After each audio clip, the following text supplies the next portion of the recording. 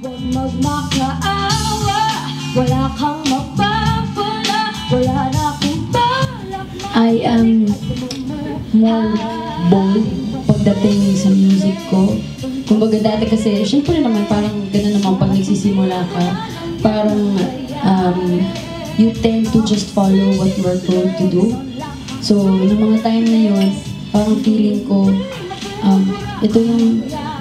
ito yung molde ng isang singer na nakikita ng karaniwang nakikita ng mga Pilipino. Pero